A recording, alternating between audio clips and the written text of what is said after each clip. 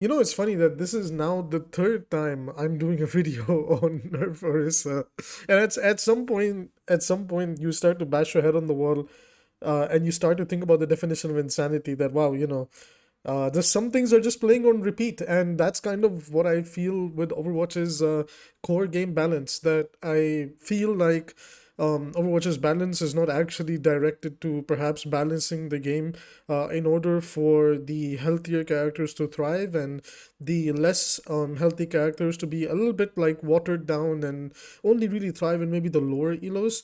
But the fact that even at the highest levels of play, at even the tournament level play, Orisa has been a hallmark of the best tank in the game right now is kind of sad. And I think the only other tank that can, compete with her Omnic brethren, is Ramatra. And that's simply because, like, the most interesting and coolest thing about Ramatra right now is all you can do is hold down right click on Ramatra and block bot, and you get a budget version of Fortify, where you just do your best to exist, stay alive, force out resources, and play the game from there. None of that cool tempo tank that they promoted. No, you just get to block bot and survive, and then you build into your perks where you just self heal and survive, and a bigger shield and survive. It's incredibly sad to see the state of tank right now, and I feel like we need to talk about the state of tank. I think at the forefront of it all, I think the Orisa direction, when Kaiju watched happen in season 11, I feel like the game treated Orisa as the character, that the type of tank that they want in Overwatch 2, particularly 5v5, where it's a tank that can have this button press that allows her to stay alive. She's built around the idea of poking, and also being able to do other things all at once. She also comes with that damage negation with her E, and she also gets a really good perk. She gets really good perk choices where if you're playing more into mobile comps, the one of the majors, the charged up spear is very good into stunning and just like completely destroying people with it, and then if you're playing more into the brawly or poke comps, you can build into the barrier dance with her nowadays, with the new fortify, with that minor perk that gives her the additional HP. Ursa surviving through a lot right now. This character wasn't just a menace in 5v5, she's seeing a lot of playtime in even 6v6, and then on the other side she's also a menace in stadium, where she's just building into sustainability items.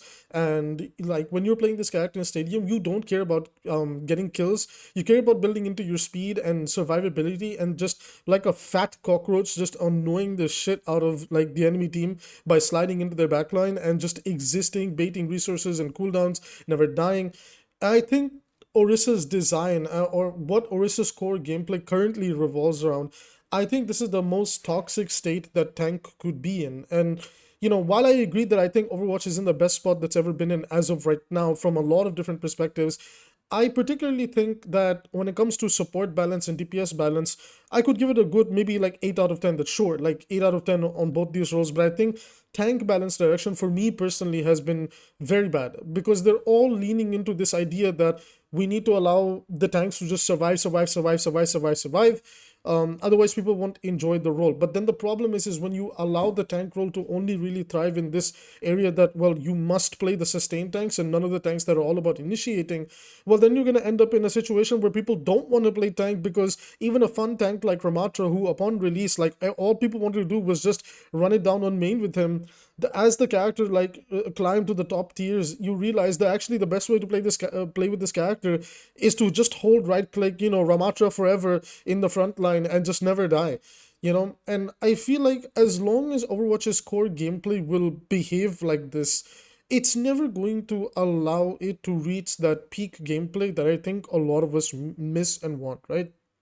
I'm not saying the game can't have a poke, brawl, or even a dive meta, right? I think you can have these metas, but as long as the core idea around these metas doesn't revolve around who can out sustain one another, then the game can actually be somewhat fun. But right now, the core game is all about, well, who can survive better. Hell, even in 6v6, one of the tank lines that I'm seeing gain a lot more popularity is actually the Orisa Ramatra. And even, I hate to say it, but even Double Shield is back. And one more thing that I kind of want to rant about that just makes me a little bit upset is why is it that when it came to giving Orisa a unique perk for her major, and perhaps bringing back her grav that she could use to set up plays, like imagine you could grav people, you can spear people, and you can like stack up perks to play into that combo that, hey, why don't you like grab somebody, spear them? Like you could do so many amazing things. Like you could actually build Orisa into this like cool initiator CC heavy tank, with not that much fortify and sustain, but you rather build into the character's fantasy of being like this control based tank that wants to control her space and disorientate you, and then you can like balance out the cooldowns and the numbers like here and there, and allow her to thrive in that niche with her perks, right? Because we also have to think about perks. But instead decided that no, the most like the one thing that we'll bring back from the original Orisa kit is just going to be the worst thing that they could have given her, which is just another form of allowing herself to sustain a fight by herself, is her barrier, right? The barrier comes back, you do trade off your E for it, but there's some cases where an argument can be made that the barrier is much better, especially in 6v6 with the barrier stacking, and it just becomes incredibly annoying. Like you can barrier dance with the new fortify with the minor perk that gives you even more bonus HP. It becomes really hard to kill Orisa. Doesn't matter which version of her that you want to look at, 5v5, 6v6, or stadium. I just think it's unfun to interact with characters that's core gameplay revolves around, well, you can't actually kill me right now, I'm not going to be punished for anything. Not to mention fortify makes her immune to all CC in the game as well, and makes sure that she cannot be headshot.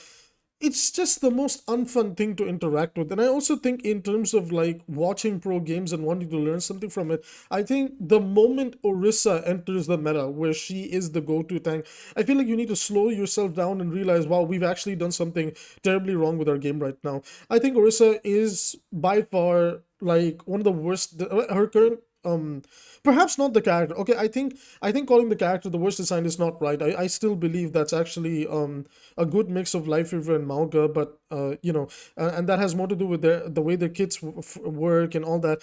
But I think Orisa's biggest problem is always going to be rooted in Fortify.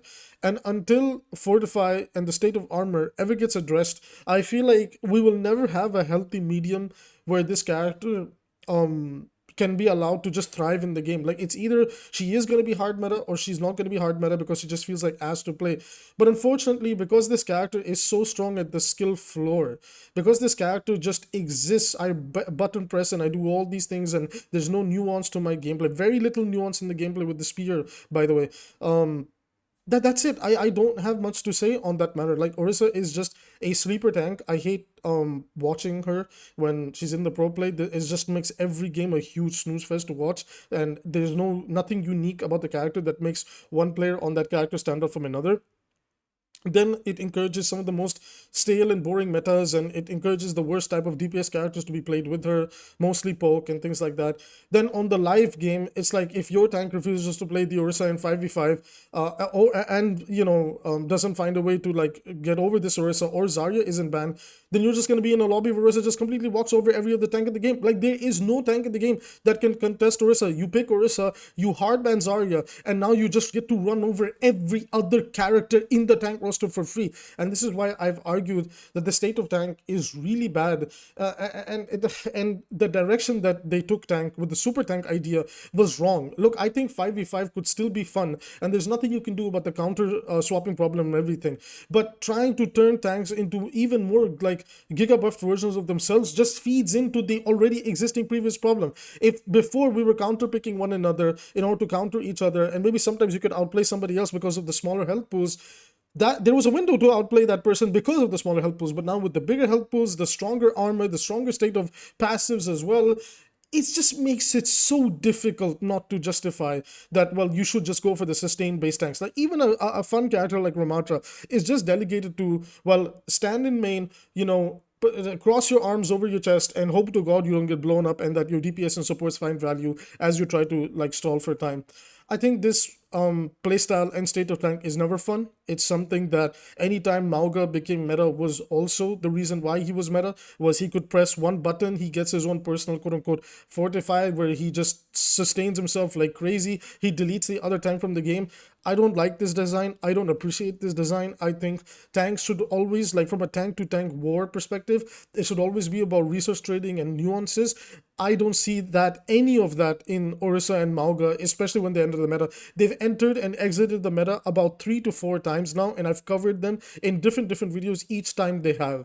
And I'm sorry, but like, these are characters that you just have to fundamentally rework. I think Orisa, perhaps her kit could be salvaged, but Fortify is something that needs to go. I would actually be open to keeping her barrier and have that replace Fortify, so that at least we can revive bunker comps in the game, and allow her to, like, play around that bunker based style rather than rely on Fortify so much, along with her spear spin and the javelin throw. But that's just me personally. I want to hear what you guys think about the state of Orisa down below.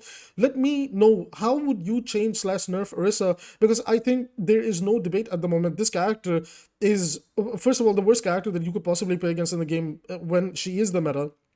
So much control is in her hands, and number two, she's just so frustrating to play. And the fact that she's, in my opinion, the best tank in all 3 modes, 5v5, 6v6 and stadium, this is the time where we call for an emergency balance patch. Please nerf Orisa. With that being said, I will see you guys in the next video.